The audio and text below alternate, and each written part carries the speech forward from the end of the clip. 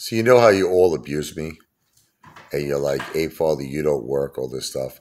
When we were living in Pittsburgh, I was working not one job, not two jobs, but three jobs. Can you believe it? Three jobs.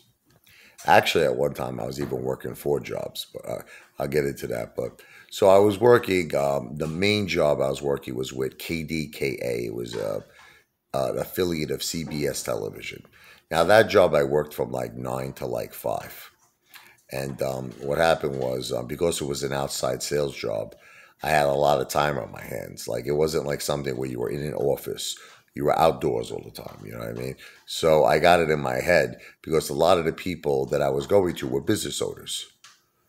You got me, okay? So I got in my head, listen, let me get another job where I could sell two things at the same time. Now, of course, nobody knew I was doing this, but I got a part-time job with this place called Lanier. They were the like copy machines, you know what I mean, fax machines. So when I would go into a business, of course, I would first go there presenting television advertisement for CBS. But then since I was there, I said, by the way, you need a copy machine. You need a fax machine. Oh, hey, let me tell you, I got good rates here. So I had two sales jobs, and what happened was on the weekends. All right, we didn't have kids. You understand? We didn't have kids. I was working like a maniac back then.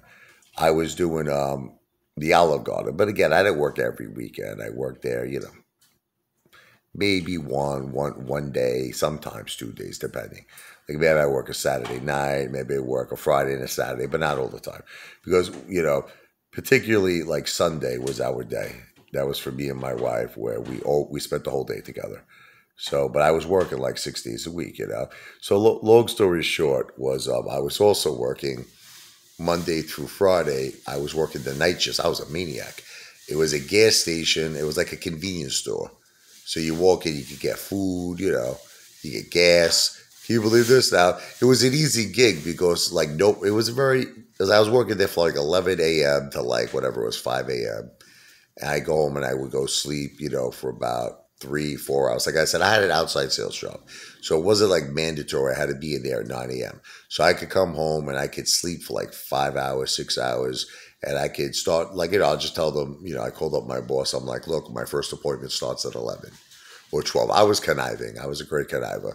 But I was making good money because I was doing all these jobs. So long story short, there was this girl who came into Kogo's, and I guess she liked me. She was like, she was a manager of a restaurant. And, we got to know each other because she came in every night. And, I never mentioned I was married to her, she just like, it was like a very, like, kind of like, she wasn't like blatantly flirting with me, but, when a person likes you, she was just giving you the signs. She's just like, oh, I just want you to know I love New Yorkers and I love your voice. And, oh, we don't hear this out here in Pittsburgh. You have such, the way you talk, it's just so like sexy and all that stuff. So whatever. She says, listen to me, why don't I buy you dinner? Come to my restaurant. It's on the house. So I was just like, okay, I'm not going to turn down free food, right? So what happened was I brought my wife with me. Come on, Jen. Tell them the rest. Tell them the girl's expression. Come closer. I'm driving my poor wife crazy tonight. Tell the audience, what was the girl's expression when she saw me and you together? Well, first of all, you call me up and you tell me that this girl who's a manager at whatever restaurant invited you to come and that she was going to hook you up and give you a free dinner. Which was true. So I said, Rich, I said, does she know that you're married, And you're like, well, I don't know. I didn't really come up in conversation. So I said, Rich, I said, obviously this girl, is interested in you. She's flirting with you. And you're like, no, no, no. So I'm like, Rich, I was like, we can't go down there. I was like, that's crazy. And you're like, no, no, let's go. We'll get a free dinner. So of course we go. And I knew that this girl was interested in you. But I know you're crazy, so. What happened? Did we even eat? I don't even remember. We did. And did she pay for it? I don't.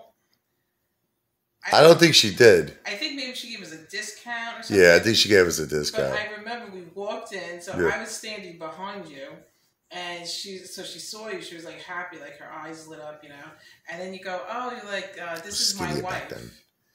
Yeah. You go, this is I my go, wife. this is my wife. And Her whole jaw dropped. And I was like, and I'm like thinking to myself, oh my God, this is so embarrassing. Listen, I mean, I didn't put two and two together. I was just thinking of the free food. I mean, it was just a weird situation. But yeah, I think she just gave us a discount, So that's but it was a very awkward situation. I made everyone awkward that night. My wife felt awkward. Yeah, She was meeting a girl that was attracted to me, but it worked out good. We had a nice meal. Unfortunately, though, two women were very upset. My wife and this girl. Well, it's not that she was upset, my wife, but she just thought I was a lunatic. That's all. I just know you're crazy, so it doesn't like bother me. I just know